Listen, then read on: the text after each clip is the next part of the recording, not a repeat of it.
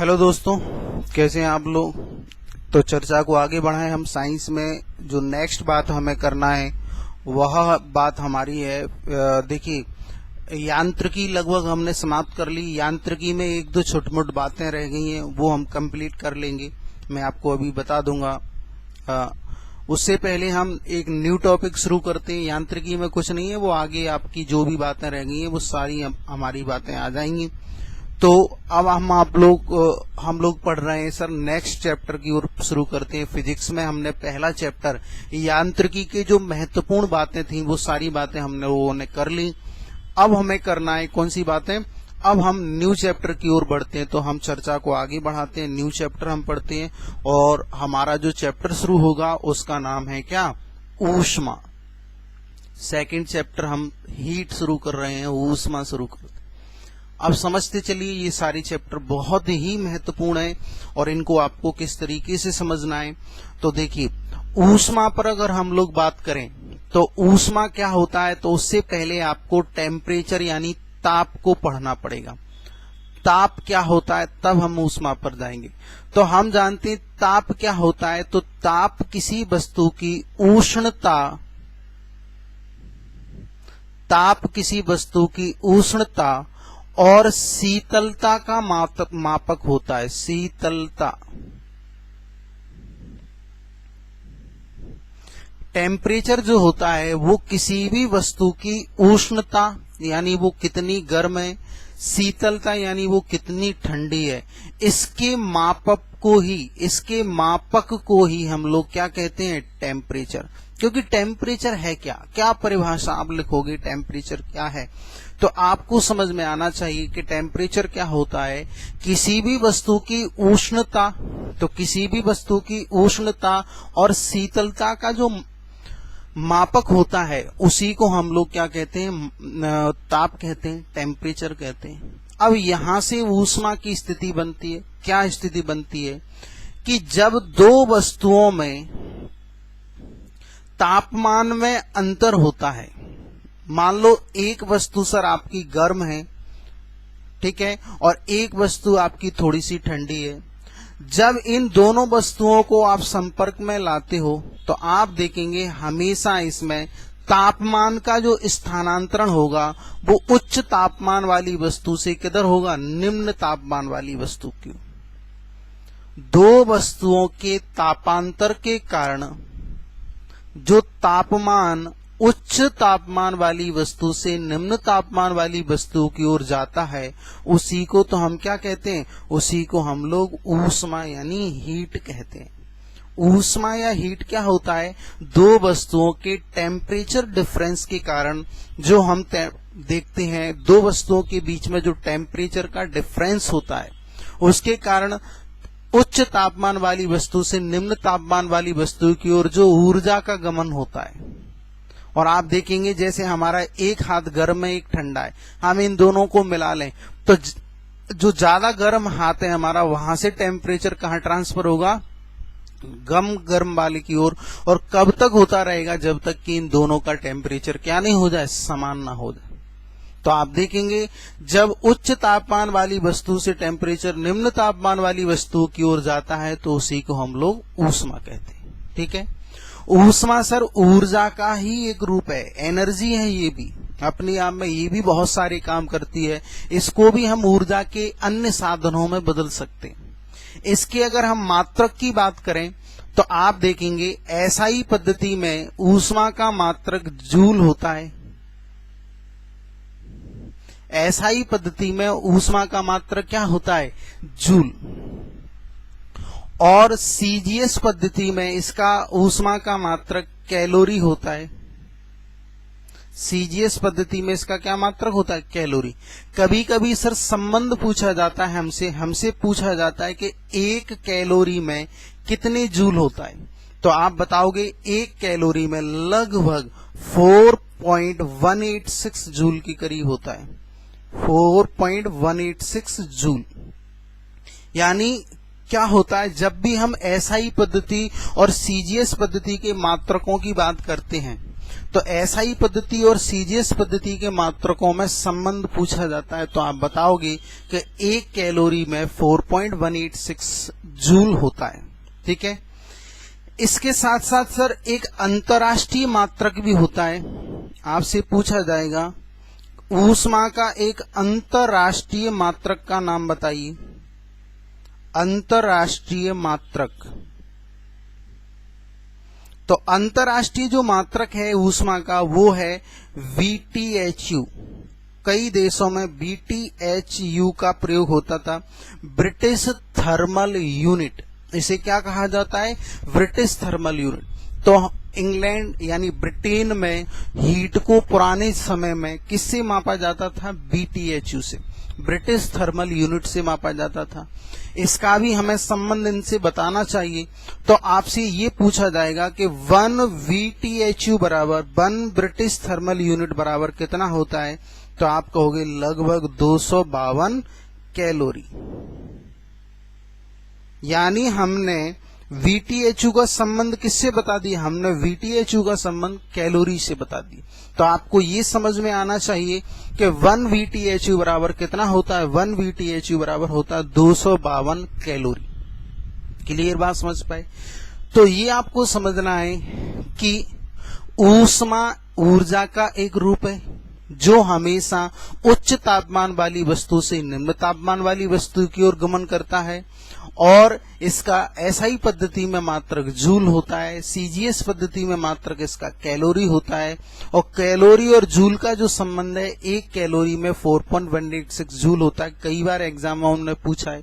इसका एक अंतर्राष्ट्रीय मात्रक ब्रिटेन में शुरू बहुत पुराने समय में प्रयोग होता था जिसे VTHU कहते हैं, और VTHU का संबंध हम कैलोरी से हमने 252 बता दिए, जूल से भी बता दोगे तो कोई बड़ी बात नहीं है। यहाँ पर जूल से कैसे बताओगे? 1 कैलोरी में कितना जूल होता है? 4 तो कैलोरी की जगह इनटू क्या कर देना? 4.186। तो हर एक से जब एक हमने संबंध बता दिया तो फिर कई सारे संबंध हम उससे बता सकते हैं। ठीक है, अब बात को आगे बढ़ाते हैं। ये तो सिंपल हमने समझ लिया कि ये ऊष्मा का मामला है। अब आप ये समझिए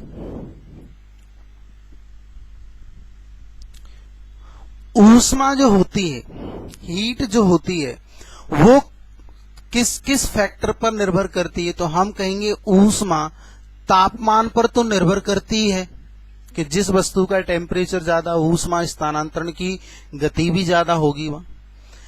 साथ ही साथ में सर टेम्परेचर तो है ही, लेकिन ऊष्मा किसी भी वस्तु के द्रव्यमान पर भी निर्भर करती है। बिना द्रव्यमान के ऊष्मा का कोई कार्य नहीं है। तो आप देखेंगे ऊष्मा जो है, किसी भी वस्तु की जो ऊष्मा है वो द्रव्यमान पर भी निर्भर करती है। बिना द्रव्यमान के ऊष्मा का ज्यादा महत्व नहीं होता। जैसे हम एक एग्जाम्पल लें, एक एग्जाम्पल हमने बचपन से पढ़ा है, और वो एग्जाम्पल हमने ये पढ़ा है, जैसे हम कहें हम लोहे से लोहा को टकराते हैं, उससे एक चिंगारी निकलती है। एक क्या निकलती है? चिंगारी। हमने देखा चिंगारी का जो टेम्परेचर है लगभग 100 डिग्री है, 100 डिग्री सेल्सियस चिंगारी। हमने एक पानी का जग लिया, उसमें पानी भरा हुआ था, गर्म पानी था, और उस गर्म पानी का जो जग था उसका टेम्परेचर लगभग 50 डिग्री था। अब हम अपने हाथ को संपर्क में लाते, आपने देखा होगा जो चिंगारियां निकलती हैं 100 डिग्री से भी ज्यादा टेम्परेचर होता है, चिंगारी से हमारा हाथ नहीं जलता, बिल्कुल नहीं जलता। चिंगारी कई बार हमसे टकराती रहती है, बिल्कुल भी महसूस नहीं होता, टेम्परेचर 100 डिग्री। जबकि इस 50 डिग्री टेम्परेचर वाले जग को हम पकड़ेंगे तो हमारा हाथ जल जाता है।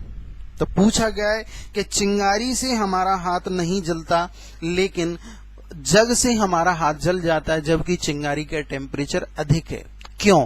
तो आप देखोगे यहाँ टेम्परेचर के साथ साथ किस चीज पर बात हो रही है? द्रव्यमान पर। आप देखिए चिंगारी कितनी सी होती है, छोटी सी, उसका कितना द्रव्यमान है? बहुत कम। जबकि जग का द्रव्यमान कितना है? बहुत ज्यादा। तो आप देखेंगे कोई भी चीज है, कोई भी वस्तु है, उसमें आपको ये देखना होगा कि चिंगारी का द्रव्यमान कम है, वहां क्या ऑप्शन टिक लगाना होगा कि चिंगारी का द्रव्यमान कम होता है और जग का द्रव्यमान क्या होता है, ज्यादा। इसलिए क्या होता है, हमारा जग से हाथ जल जाता है, चिंगारी से हाथ नहीं जलता। ठीक है, तो द्रव्यमान महत्वपूर्ण है, साथ ही साथ में टेम्परेचर तो महत्वपूर्ण है ही। बिना टेम्परेचर की ऊष्मा उत्पन्न करना क्या है, असंभव। अगली बात देखिए सर, तापमान के बारे में हमें समझना है ऊष्मा में। पहले हम थोड़ा सा तापमान पर चर्चा कर लें। बिल्कुल बेसिक बात है, आज शुरू होंगी तो आज इसमें केवल बेसिक बात। तापमान पर अगर हम लोग चर्चा करें तो आप देखेंगे जो तापमान है उसको मापने के लिए बहुत सारे सिस्टम अवेलेबल हैं। आपने देखा होगा कई लोग डिग्री सेल्सियस का प्रयोग करते हैं, कई लोग केल्विन का प्रयोग करते हैं, कोई फ़ारेनहाइट बोलता है, कई लोग तो कुछ नहीं बोलते, उल्टा सीधा बोलते हैं। हमारे शरीर का तापमान 98 डिग्री सेंटीग्रेड कुछ भी बोल देते हैं। तो वो सब इसलिए बोलते हैं क्योंकि हमें इसके बारे में जानकारी नहीं होती। और इसमें एक न्यूमेरिकल भी आ जाता है कि आपको टेम्परेचर केल्विन में दिया हो तो डिग्री सेंटीग्रेड में पूछ लेता है, फ़ारेनहाइट में दिया हो रोमर पैमाने में पूछ लेता है, तो किसी में भी पूछ सकता है। तो आप देखिए, मैं आपको तापमान के कुछ महत्वपूर्ण पैमानों पर चर्चा करता हूं।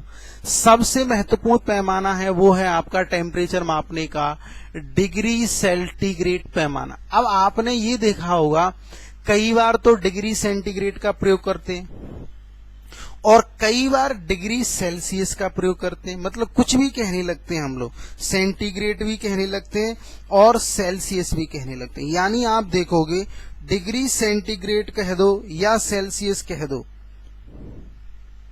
देखिए तो आप देखते होगे डिग्री सेंटीग्रेड कह दो चाहे सेल्सियस कह दें आप, क्या है कारण, कुछ भी क्यों कह देते हैं हम। तो आप देखोगे सेल्सियस नामक वैज्ञानिक का नाम क्या था, सेल्सियस। सेल्सियस नामक वैज्ञानिक ने डिग्री सेंटीग्रेड पैमाने की खोज की थी, इसलिए इसको डिग्री सेंटीग्रेड कह दो आप चाहे सेल्सियस कह दो, एक ही बात।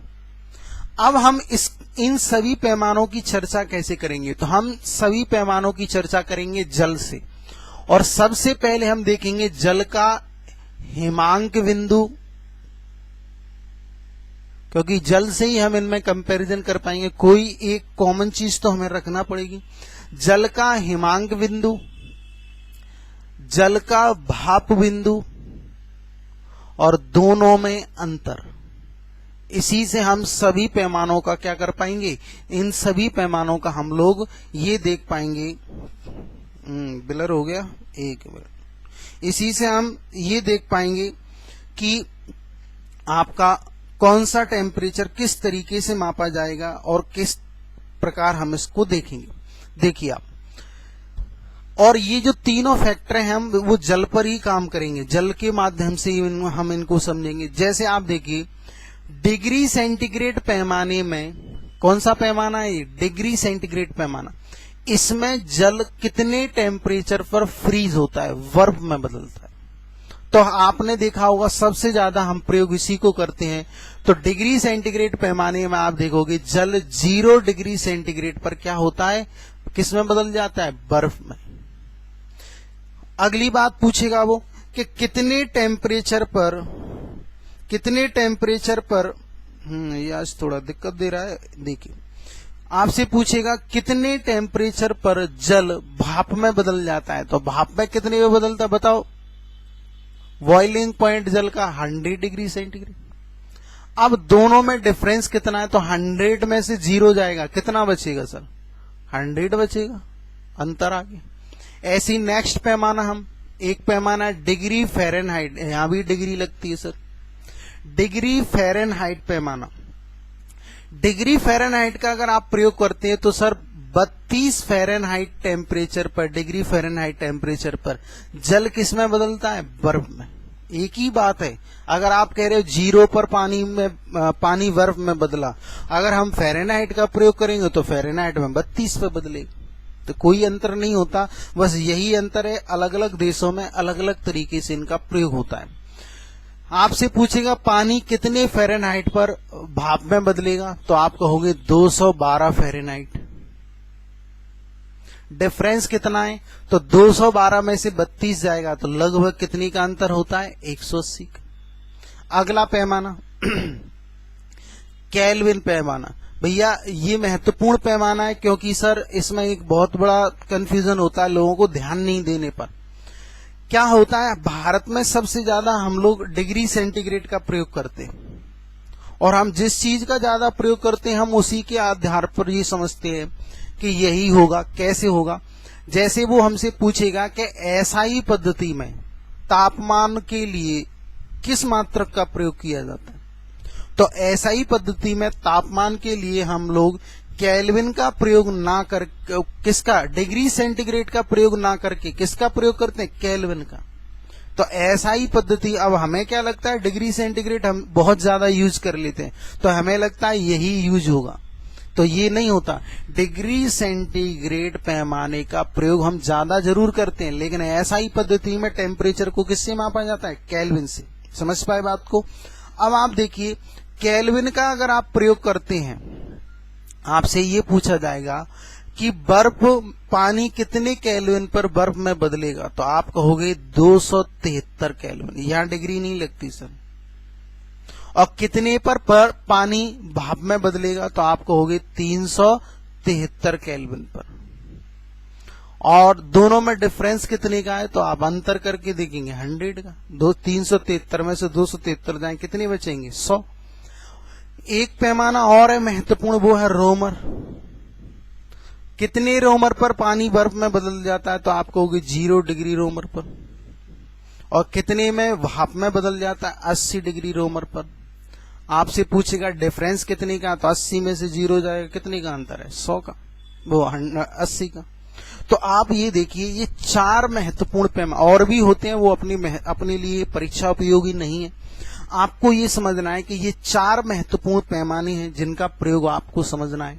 ये 4 पैमाने पर अगर हम बात करें, degree centigrade, degree Fahrenheit, kelvin और रोमर, ये चारों पैमाने बहुत ही महत्वपूर्ण हैं और इनसे हमें समझ में आता है कि कितने टेम्परेचर पर पानी बर्फ में बदलेगा। और ये पानी के ऊपर इसलिए लिया कि हम इनमें अंतर समझ पाए।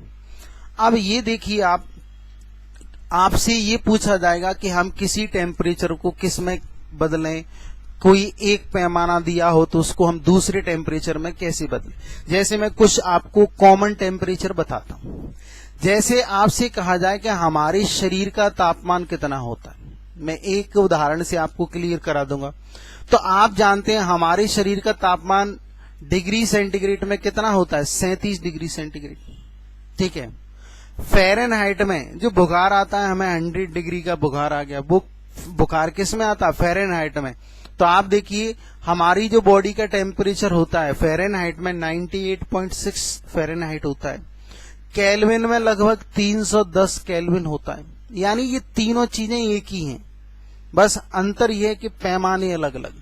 हम लोग समतापी हैं, समझिए जो स्तनधारी वर्ग है, हम लोग मैमल्स हैं, स्तनधारी वर्ग हैं, और स्तनधारी वर्ग के जितने भी प्राणी हैं वो सब प्राणियों का जो शरीर है, उस शरीर की अगर हम बात करें तो उस शरीर में आप देखोगे सभी के टेम्परेचर समान होते हैं। हम लोग सब समतापी हैं और समतापी का अर्थ होता है कि 37 डिग्री टेम्परेचर हमारा टेम्परेचर बॉडी का होता है सभी स्तनधारियों का। सभी स्तनधारियों में कौन, मानव में, सभी मानव का टेम्परेचर 37 डिग्री होगा। फ़ारेनहाइट में 98.6 डिग्री फ़ारेनहाइट होगा, ठीक है, और केल्विन में 310 होता है। अब आपसे पूछा जाए कि कोई एक टेम्परेचर दिया है दूसरे में बदलना है, तो उसके लिए एक सिंपल सा फॉर्मूला होता है, उस फॉर्मूले पर हम लोग चर्चा करते हैं। देखिए सिंपल सा फॉर्मूला, और कैसे बनता है वो फॉर्मूला देखिए। ऐसे बनाना, आप डिग्री सेंटीग्रेड माइनस किया करो आप फ्रीजिंग पॉइंट को, तो डिग्री सेंटीग्रेड फ्रीजिंग पॉइंट कितना है, 0, अपॉन क्या लिखोगे आप, जो अंतर है डिग्री सेंटीग्रेड, अंतर कितना है 100, तो नीचे 100 लिखते बराबर। आप किस पर आ जाओ, फ़ारेनहाइट पर। डिग्री फ़ारेनहाइट माइनस किसको करना है, फ्रीजिंग पॉइंट को, माइनस कितना होगा 32, अपॉन में क्या लिखना है, डिफरेंस, फ़ारेनहाइट का डिफरेंस कितना है, फ्रीजिंग पॉइंट बॉइलिंग पॉइंट में 180। नेक्स्ट आप देखिए केल्विन, के माइनस 273, फ्रीजिंग पॉइंट माइनस करना है, अंतर लिखना है 100। और रोमर, रोमर में देखिए आप डिग्री रोमर माइनस 0 अपॉन कितना, अंतर कितने का, 80 का। ये वो फॉर्मूला है जिससे आपको कोई भी टेम्परेचर दिया हो उस टेम्परेचर को आप किसी अन्य टेम्परेचर में आसानी से बदल सकते हैं। तो इस फॉर्मूले को आप बड़े ध्यान से समझ लीजिए, क्योंकि आपसे कोई भी टेम्परेचर वो आपको देगा, आप आसानी से इस टेम्परेचर को, किसी भी टेम्परेचर को किसी दूसरे टेम्परेचर में आसानी से बदल सकते। फॉर्मूला बनाया कैसे हमने, डिग्री सेंटीग्रेड में माइनस क्या किया, हेमांक बिंदु, फिर अंतर लिखा। हेमांक बिंदु माइनस करना है, बटे में क्या लिखना है, अंतर। ठीक है, अब देखिए मैं आपको इसको सिद्ध करके दिखाता हूं। कैसे सिद्ध करूंगा, देखिए मैं आपको टेम्परेचर दे रहा हूं सर, ये वाला टेम्परेचर। मैंने कहा कि मेरी बॉडी का टेम्परेचर 37 डिग्री है, तो फ़ारेनहाइट में कितना होगा, तो फ़ारेनहाइट में 98.6 निकल के आना चाहिए। तो आप देखेंगे, या मैं आपसे कह रहा हूं किसी भी तरीके से, डिग्री सेंटीग्रेड में मेरा टेम्परेचर 37 डिग्री है, केल्विन में कितना होगा, केल्विन में कितना निकल के आना चाहिए, 310। या मैं केल्विन में दूं 310 तो डिग्री सेंटीग्रेड में कितना होगा। तो मैं क्वेश्चन सॉल्व करके देखता हूं, अगर यही आ रहा है तो इसका मतलब आप देखेंगे कि हम एक टेम्परेचर को दूसरे टेम्परेचर में बदल सकते। जैसे मैं कहूं आपसे, किसी के बॉडी का टेम्परेचर 310 केल्विन है, ठीक है, तो डिग्री सेंटीग्रेड में उस व्यक्ति का टेम्परेचर कितना होगा, ये मैंने क्वेश्चन दिया। आप सभी लोग लिख लें भले ही ये क्वेश्चन, कि एक बॉडी का टेम्परेचर 310 केल्विन है, एक बॉडी का टेम्परेचर 310। सभी लोग अपनी पेन पेंसिल लेकर तैयार रहा करो, ऐसा नहीं आराम में पलंग पर डले हैं और डले डले आराम से पढ़ रहे हैं हम लोग, पेन पेंसिल नहीं है, बीच में एक बार फेसबुक पर व्हाट्सएप पर झलक मार दी, तो झलक नहीं मारना है, आपको पढ़ना है, बिल्कुल बाकायदा ध्यान से समझना है। ठीक है, तो आप देखिए 310 केल्विन, और ये सर मेरी छुट्टी का वो नहीं है सिस्टम, ये अभी बीच में एक दो दिन छुट्टी हो रही है, वो कारण सर वहां से जहां से ये ऐप कंट्रोल हो रहा है। बिल्कुल मेरी तरफ से हर दिन उपलब्ध हूं मैं पढ़ाने के लिए, और ना मैं ऑफलाइन में कभी छुट्टी करता, मेरे से बहुत सारे लोग पढ़े होंगे, ऑफलाइन में कोई छुट्टी नहीं करता, ना ही मैं ऑनलाइन में छुट्टी करता, लेकिन वहां कोई ना कोई टेक्निकल दिक्कत आ जाती है। हर दिन कॉल लगाते हैं, आज ये टेक्निकल दिक्कत है, आज ये टेक्निकल दिक्कत, तो वो छुट्टी हो रही है, उसको भी मैं जल्दी सॉल्व कर रहा हूं, जल्दी आपको कोई नई व्यवस्था बताऊंगा, क्योंकि ऐसे मेरी भी छवि खराब होती है कि ये तो छुट्टी करने वाला मास्टर है, जबकि मैं हर दिन उपलब्ध हूं पढ़ाने के लिए, बिल्कुल ईमानदारी से 100% डेडिकेशन के साथ पढ़ाता हूं। तो उसके लिए जल्द ही मैं अल्टरनेटिव कोई व्यवस्था देख रहा हूं, अगर इनके इस सिस्टम में सुधार नहीं हुआ तो क्या करें, क्योंकि ऐसे गैप दे दे के नहीं पढ़ा पाऊंगा मैं, ऐसे क्या मतलब है। तो देखिए अभी आप रेगुलर पढ़िए, किसी बॉडी का टेम्परेचर 310 है, तो आपसे पूछेगा वो डिग्री सेंटीग्रेड में उसका कितना टेम्परेचर, तो आप देखिए क्या क्या पूछा आपको, डिग्री सेंटीग्रेड और केल्विन पूछा, तो केवल इन दो को ही उठा लीजिए, बाकी को छोड़ दीजिए। तो आप फॉर्मूले को ऐसे उठा लीजिए, डिग्री सेंटीग्रेड माइनस 0 अपॉन कितना है 100 बराबर कितना है, के माइनस 273 बटे 100, यही तो है। हमने डिग्री सेंटीग्रेड वाला मामला उठा लिया और केल्विन, क्योंकि डिग्री सेंटीग्रेड केल्विन की बात हो रही है। अब आप देखिए कैसे इसको सॉल्व करेंगे, तो सबसे पहले तो 100 से 100 उड़ा दो। अब दिया क्या, केल्विन में 310 दिया है, तो डिग्री सेंटीग्रेड माइनस 0 बराबर क्या, के की जगह कितना लग देंगे हम, 310 माइनस 273, माइनस 0 का तो कोई अर्थ ही नहीं होता, तो डिग्री सेंटीग्रेड 310 में से 273 जाएंगे, कितना बचेगा 37 डिग्री। ये आपका क्या आ जाएगा जवाब। अब आप स्वयं देखिए कि हमने फॉर्मूले में 310 रखा और हमें डिग्री सेंटीग्रेड में कितना मिल गया 37, यानी हम एक टेम्परेचर को दूसरे टेम्परेचर में बदल सकते, आसानी से बदल सकते। समझ पाए। कोई भी टेम्परेचर आपको दिया हो, आप आसानी से उस टेम्परेचर को दूसरे टेम्परेचर में बदल सकते हो, उससे कोई आपको फर्क नहीं पड़े। ठीक है, इसको लिख लीजिए। चाहूं तो मैं एक दो और करा सकता हूं न्यूमेरिकल, वैसे है नहीं इनमें कुछ खास बात।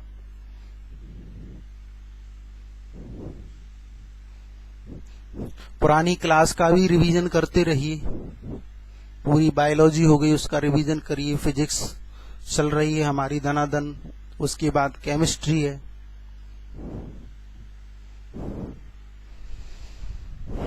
और रोजगार के हालात देख ही रहे होंगे आप, इस समय चाहे बीजेपी को ले आओ चाहे कांग्रेस को ले आओ, सब बेवकूफ बना रहे हैं। और जो युवा वर्ग है, 35 वर्ष से कम आयु के 65% लोग हैं इस समय भारत में, और उनकी स्थिति दयनीय है। गवर्नमेंट जॉब ही नहीं सर, प्राइवेट जॉब की भी स्थिति दयनीय। प्राइवेट जॉब वालों से बात करके देखो आप, बहुत सारे, लगभग आधी लोगों की जॉब चली, आधी लोग प्राइवेट वालों को आधी सैलरी मिल रही है। उनके भी कहा गया है कि अगर हालात सही नहीं हुए तो आप भी अपना बोरिया बिस्तर बांध के तैयार रहिए, कभी भी हटा सकते हैं आपको। प्राइवेट की स्थिति तो बहुत नाजुक है। साथ ही साथ आप सरकारी देख लो, नेताओं के पास पैसा, अगर एक नेता को आप उठाओगे तो एक नेता 5 दिन में, 5 वर्ष में अरबपति हो जाता है, अरबों खरबों का पैसा कमा लेता है। इतना भ्रष्टाचार है। और जॉब के नाम पर एक भी रुपए नहीं है। बोला गवर्नमेंट जॉब के लिए हम पे पैसे ही नहीं। अब पैसे होंगे क्या? तुम्हारी तिजोरियों में पहुंच गए पैसे, तो रहेंगे क्या? स्विस बैंक ने, जो यहां से चोरी पैसा जाता है स्विस बैंक में जमा कर, स्विस बैंक ने भी भारत के नेताओं के पैसे लेना बंद कर दिए। उन्होंने कहा है कि हमारी स्विस बैंक की भर दी आप लोगों ने। दुनिया के अन्य किसी भी देश से इतना पैसा नहीं आता, इतना भारत से आता है। कितना भ्रष्टाचार है यहाँ। और यहाँ की जनता कैसी है, बेवकूफ जनता कैसी है कि जो इतने भ्रष्टाचार को नहीं देखती और बीजेपी कांग्रेस करती है। अभी भी कोई भी स्टूडेंट बीजेपी कांग्रेस में अभी भी फंसा हुआ है, उससे बड़ा मूर्ख इस दुनिया में कोई नहीं होगा कि आज भी हम बीजेपी कांग्रेस के हैं, हम ये कोई नहीं तुम्हें कुछ नहीं कर रहा, सबने बर्बाद कर दिया। आज गवर्नमेंट जॉब की स्थिति शून्य के बराबर कर दी, बिल्कुल भविष्य अंधकार में है। क्या करोगे आप लोग? गवर्नमेंट जॉब नहीं आई तो क्या करोगे? प्राइवेट में जाओगे, प्राइवेट की भी स्थिति खराब कर दी। और ऐसा नहीं कि बीजेपी ने कि कांग्रेस और बड़ी है, कांग्रेस की जगह कोई और लाए, वो क्योंकि सिस्टम ही खतरनाक बना हुआ है। अनपढ़ लोगों का जब शासन देंगे हम, तो अनपढ़ लोगों को शासन देने का अर्थ यही होता है, वो शासन को ध्वस्त कर देंगे। और पढ़ा लिखा व्यक्ति कुछ करता नहीं, बोलता नहीं। अब युवा इस समय अगर अपनी आवाज उठा दें, संगठित हो जाएं सभी युवा, तो गवर्नमेंट तो डांस करने लगेगी। लेकिन आप देखें, हम सोचते हम क्यों करें, अपने आप हो ही जाएगा कुछ ना कुछ। तो अपने आप तो ऐसा ही होगा सर। नेक्स्ट देखिए, नेक्स्ट न्यूमेरिकल अगर हम करें,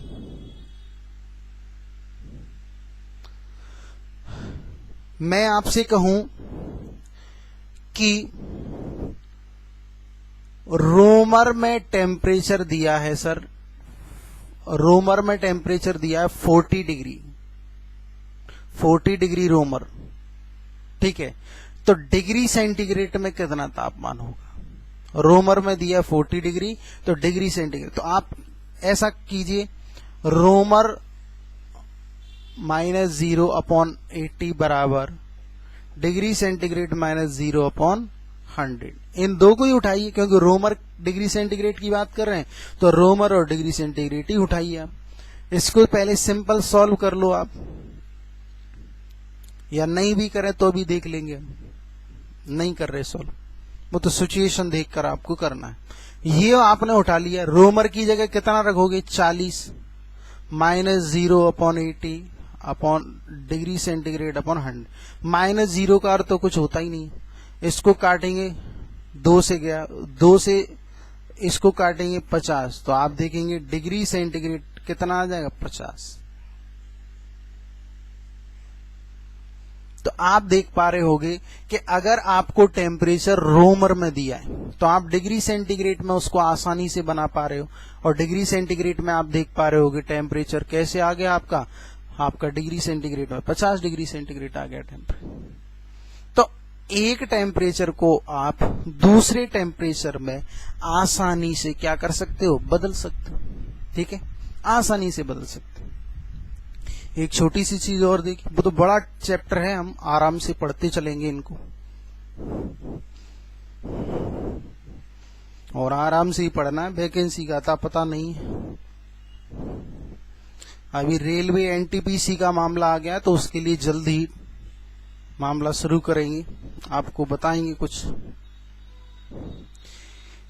एक चीज और पूछी जाती है आपसे, परम शून्य ताप क्या होता है?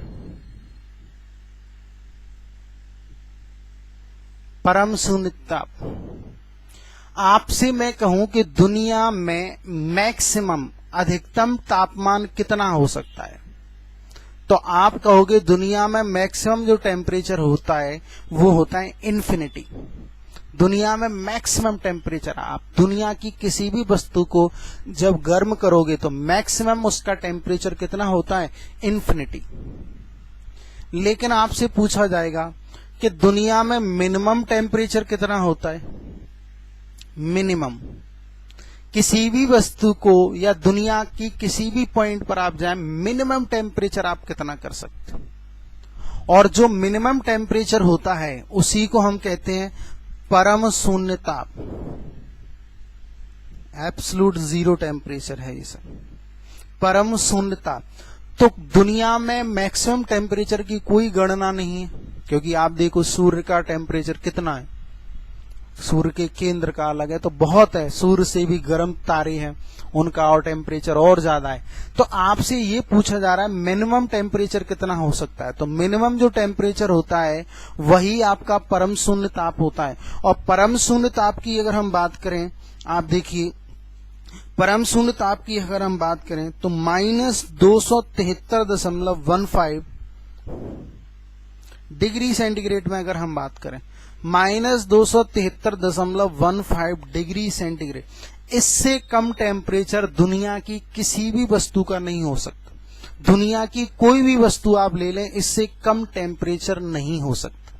इसी को हम ऐसे भी लिख सकते हैं 0 केल्विन, इसको 0 केल्विन भी कहा जा सकता है। 0 केल्विन ये परम शून्य ताप होता है, इससे कम टेम्परेचर नहीं हो सकता। ठीक है, ये भी ध्यान रखना है। एक एग्जाम ने क्या किया, 273.1618 ऐसे दे सकता है, आपको एग्जैक्ट याद करना है -273.15। ये आपका कौन सा है, परम शून्य ताप है, मिनिमम टेम्परेचर है, इससे कम टेम्परेचर कभी नहीं हो सकता, और मैक्सिमम टेम्परेचर इन्फिनिटी रख सकते। ठीक है, अब आप देखेंगे, अब हमें इसमें तापमापियां पढ़ना है, ऊष्मा संचरण की विधियां पढ़ना है, बहुत सारी बातें शुरू करना है। ठीक है, तो आप समझते चलिए, पढ़ते चलिए। जल्द ही मैं इस समय को और थोड़ा एक्सटेंड करूंगा। अभी थोड़ा नेटवर्क इश्यू है तो इसलिए हम लोग छोटी क्लास ले पा रहे हैं, वरना क्लास ब्लर करने लगती है, तो उसको भी मैं जल्दी सॉल्व कर रहा हूं, क्योंकि इससे बहुत स्थिति खराब होती है। आप पढ़ते जाएं, रेगुलर पढ़ें, मैं जल्दी इसको सॉल्व करूंगा और आप की पढ़ाई बिल्कुल कंटिन्यू रहेगी। तो मिलते हैं कल हम, बहुत बहुत धन्यवाद।